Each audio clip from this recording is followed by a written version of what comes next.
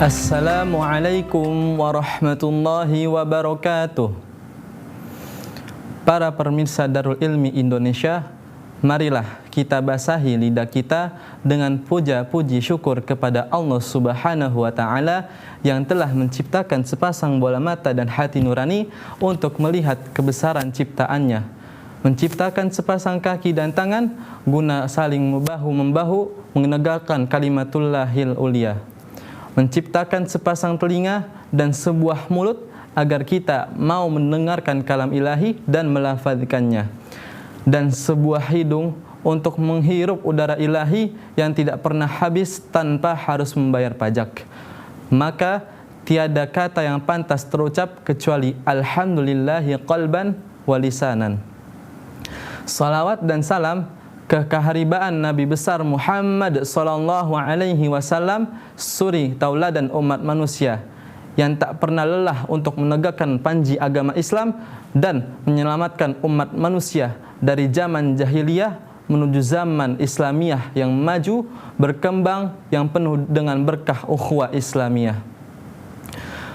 Kaum muslimin yang dirahmati Allah Subhanahu wa Ta'ala, perkenalkan, nama saya Ahmad Nur Ibrahim. Saya duduk di kelas 1 intensif B yang insya Allah pada kali ini akan membawakan tema keutamaan Ramadan. Ramadan adalah bulan penuh berkah, pintu-pintu surga dibukakan dan pintu-pintu neraka ditutup, dan setan-setan pun dibelenggu. Bulan Ramadan memiliki keutamaan dan keistimewaan yang sangatlah besar. Semua amal ibadah yang dilakukan pada bulan Ramadan insya Allah akan dilipat gandakan oleh Allah Subhanahu wa Ta'ala. Seperti dalam hadis Nabi Muhammad sallallahu alaihi wasallam, qad ja'akum ramadana, sungguh telah datang kepada kalian bulan Ramadan, syahrun mubarakun, bulan yang di dalamnya memiliki banyak keberkahan. Iftaradallahu alaikum siyamahu, maka Allah wajibkan atas kalian berpuasa. Taftahu fihi abwabul jannah, maka dibukakanlah pintu-pintu surga. Wa yughlaqu fihi abwabul jahim, dan ditutuplah pintu-pintu neraka. Wa taghallu fihi syayatin, dan para setan-setan pun dibelenggu. Fihi lailatun khairun min alfi syahr, dan di dalamnya terdapat satu malam yang lebih baik daripada 1000 bulan. Hadirnya Ramadan juga bisa menghapus segala dosa-dosa yang telah kita perbuat dan juga dosa-dosa yang akan datang sampai Ramadan berikutnya, kecuali dosa-dosa yang besar.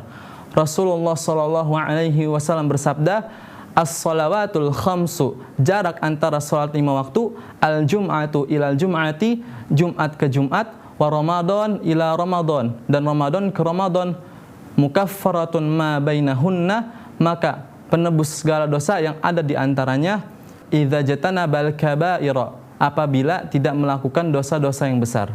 Hadis riwayat Muslim. Bukan berarti dengan segala adanya keutamaan yang tadi, tiap orang yang bisa berjumpa dengan bulan Ramadan pasti mendapatkan semua keutamaan yang ada di dalamnya. Karena ada beberapa golongan yang Rasul katakan termasuk dalam orang-orang merugi pada bulan Ramadan. Hal ini juga sesuai dalam hadis Nabi Muhammad sallallahu alaihi wasallam, ra'im anfu rajulin, celakalah seseorang itu, dakhala alaihi ramadana, dia berjumpa dengan bulan Ramadan, thumma insalakha, kemudian Ramadan itu berakhir, qabla an yaghfira lahu, sebelum Allah Subhanahu wa Ta'ala mengampuni dosa-dosanya. 5 golongan yang merugi selama bulan Ramadan adalah sebagai berikut. Yang pertama, sebatas menahan lapar dan dahaga. Memang hakikatnya Ramadan menahan lapar dan dahaga, tetapi ketika Ramadan tiba, dia malah tetap membicarakan aib orang lain sampai Ramadan itu habis. Orang yang seperti ini bukanlah dia beruntung di bulan Ramadan, tetapi merugi. Yang kedua, durhaka kepada kedua orang tua. Perkara ini juga sangat harus kita jauhi, karena durhaka kepada kedua orang tua itu bisa membuat puasa kita tidak diterima dan juga malah bisa menambah dosa-dosa kita. Yang ketiga, menganggap bulan Ramadan hanya bulan biasa dan tak ada keistimewaan di dalamnya.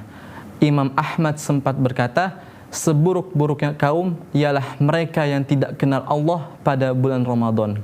Yang keempat adalah melakukan maksiat saat bulan Ramadan. Golongan seperti inilah yang harus kita hindari. Golongan orang-orang seperti ini biasanya tidak peduli dengan hadir Ramadan.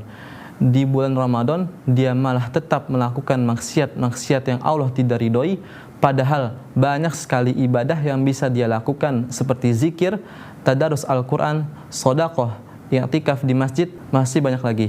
Yang kelima, membuang-buang waktu selama bulan Ramadan. Sebagai bulan yang banyak keistimewaannya, namun kadang banyak orang yang membuang-buang waktunya hanya dengan bermain HP, banyak tidur, dan hal-hal lain yang tidak bermanfaat dilakukan.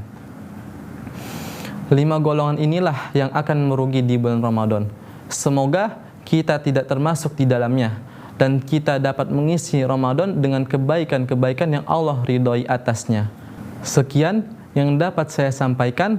Semoga Allah menjadikan kita termasuk orang-orang yang Ia ampuni pada bulan Ramadan. Amin ya rabbal alamin. Wallahul muwafiq ila aqwamit thariq. Thumma assalamu alaikum warahmatullahi wabarakatuh.